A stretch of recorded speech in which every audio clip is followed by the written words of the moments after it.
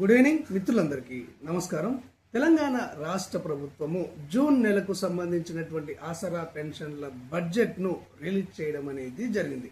మిత్రులు ఇక్కడ ఒకటి గుర్తుపెట్టుకోవాలి, నేను జూన్ నెల పెన్షన్లు అని అంటున్నాను, కానీ ఇవి జూన్ నెల పెన్షన్లు కాదు, మే నెలకు సంబంధించినటువంటి పెన్షన్లు.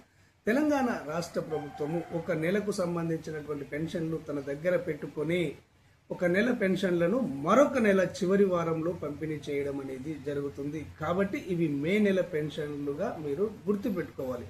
అయితే ఈ మే నెలకు సంబంధించినటువంటి పెన్షన్లను ఉమ్మడి 10 జిల్లాల్లో రిలీజ్ చేయలేదు.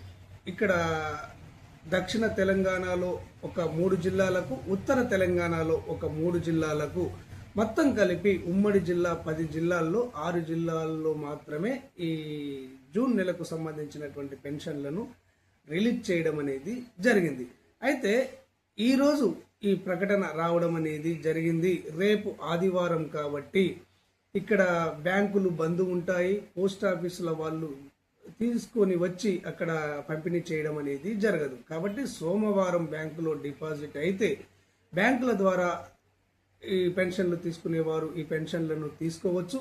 ఇక్కడ పోస్ట్ ఆఫీసుల ద్వారా పెన్షన్లు తీసుకునేవారు అయితే మాత్రము సోమవారము ఈ పోస్టల్ డిపార్ట్మెంట్ వాళ్ళు బ్యాంకులకు వెళ్ళి ఆ డబ్బులు తీసుకొని రావడం అనేది జరుగుతుంది. ఇక్కడ మంగళవారం నుంచి ఈ పెన్షన్లను పంపిణీ చేయడం అనేది జరుగుతుంది. ఈ విధంగా మనకు 22వ తేదీ నుంచి ఈ నెల 28వ తేదీ వరకు ఈ జూన్ నెలకు సంబంధించినటువంటి పెన్షన్లను పంపిణీ చేయడం అనేది జరుగుతుంది. చాలా మంది అడుగుతున్నది ఏంటి అంటే, సార్ పెన్షన్లను పెంచారా, ఎంత ఇస్తున్నారు ఈ జూన్ నెలకు సంబంధించినటువంటి పెన్షన్లను? వృద్ధులకు వితంతులకు 2,000 రూపాయలు ఇస్తున్నారా, లేదా పెంచి 4,000 రూపాయలు ఇస్తున్నారా తెలియజేయగలరు అని కొంతమంది.